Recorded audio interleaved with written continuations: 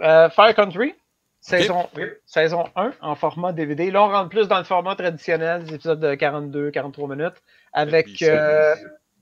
avec Monsieur Max Thierryo, qui joue Bodhi Donovan. Lui, on l'a vu dans... Attends, on va essayer d'approcher ma caméra. Ah, Comme ben oui, ça. lui.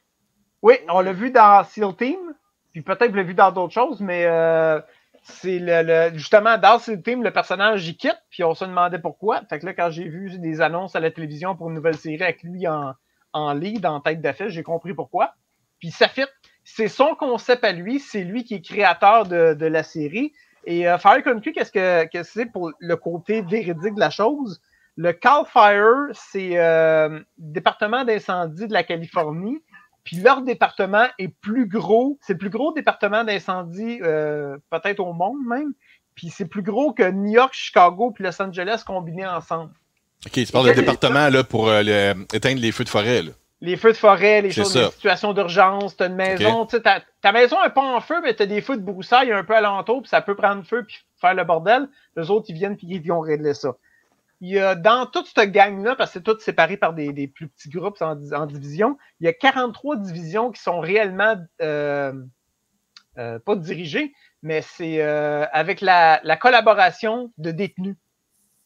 Fait que t'as une personne qui a une formation en tant que pompier complète, là, un pompier de formation qui combat les incendies, mais tu as aussi des prisonniers pour réduire leur sentence qui vont accepter de participer à ce programme-là pour justement sauver des années sur leur sentence, puis aussi se sentir un petit peu plus utile. Alors, de côte à côte, ces gens-là vont combattre les feux. Et puis, fait que ça c'est la partie qui est vraie, qui est véridique. Et pour la série, on a Bodhi Donovan qui, lui, est en prison, est incarcéré. Il a fait une tentative de libération conditionnelle, puis ça n'a pas marché. Puis son avocate a dit, ben, tu sais, le programme que je t'ai parlé pour les pompiers pour la Californie, Cal Fire, c'est encore une option si ça tente. Fait qu'il dit oui, de reculons un peu. Puis là, il arrive dans l'autobus, puis il regarde, il dit, hey, où c'est qu'on s'en va? Il dit, bon, on s'en va à c'est Edgewood, c'est ça?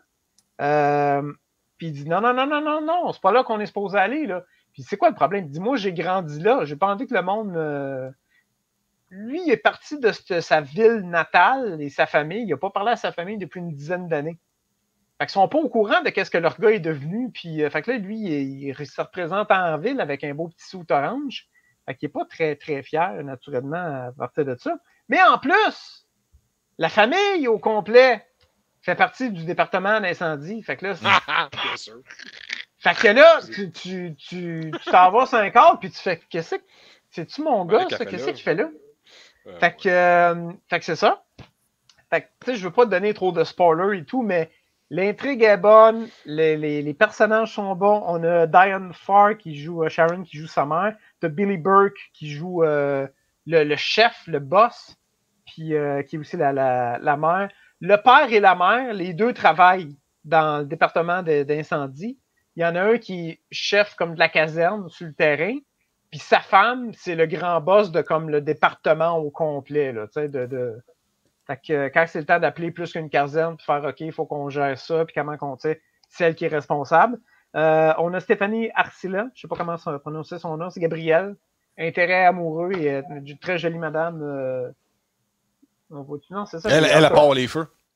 Ah, pas, ouais. Elle part les feux, elle est très belle. Si on peut dire ça comme ça, oui, effectivement. Puis on a Kevin Alejandro, que, tu sais, c'est une face. S'il y a des acteurs, vous allez voir que, OK, je connais cette face-là. Ils n'ont jamais joué comme des grands rôles, mais c'est tous des. Ah oui, je l'ai vu en quelque part, tu sais. Dans une autre série, dans un petit film. Ouais, un petit film, s'il y a une apparition, quoi, tu sais. Mais ils ont tellement fait des petits rôles souvent. Sur c'est un peu comme le frère de Ron Howard, tu sais. C'est pas une grosse vedette, mais il a fait un paquet d'affaires, tu le reconnais, tu sais. C'est comme. Ouais, dans tous les projets de Ron Howard, ouais.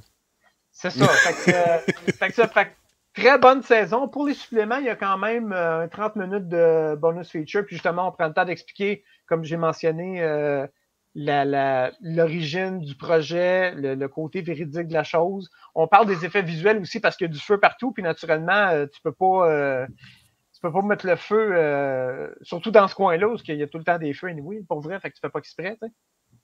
Fait qu'il y a beaucoup d'effets, de choses qui sont faites par ordinateur.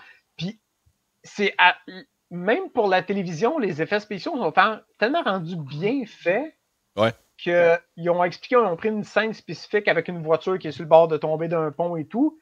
Puis j'étais sûr qu'ils avaient juste comme arrangé ça sur un vrai pont. Mais non, c'est tout du montage parce qu'on évoque la sécurité des acteurs. Ils ont recréé une partie du pont sur un stage, puis avec le blue screen, puis je fais OK. C'est meilleur que Hidden Strike, c'est ça? Ça a de l'air, en tout cas. Pourquoi de ben pire? Ouais. Fait que c'est ça. Puis, fait qu'en gros, très bonne série. Les bonus sont intéressants. Fait que pour une première saison. Remonte-nous la boîte, s'il te plaît. Oui. Puis ça, là, c'est un très bel... Saison 1. C'est un très bel exemple de maudite affaire. C'est un très bel exemple. Oui, c'est Paramount. Ouais, non, mais c'est sur Paramount+, c'est ça? Okay. Ouais, c'est ça. C'est là que je l'ai vu, je pense. C'est un très bel exemple de je suis content d'avoir attendu en DVD parce que je regardais les dates de diffusion. Puis ça a été une émission que j'ai faite. Hey, tu vas pas m'arrêter ça là pour vrai. Puis j'ai checké, puis l'émission, ça m'aurait frustré. Ils ont coupé ça juste où c'est le break du temps des fêtes. Je suis Fait que c'est ça. Fait que c'est pour ça que j'aime ça avoir les médias physiques, que je suis pas obligé d'attendre. Je peux regarder tout d'une shot, puis c'était très agréable à regarder.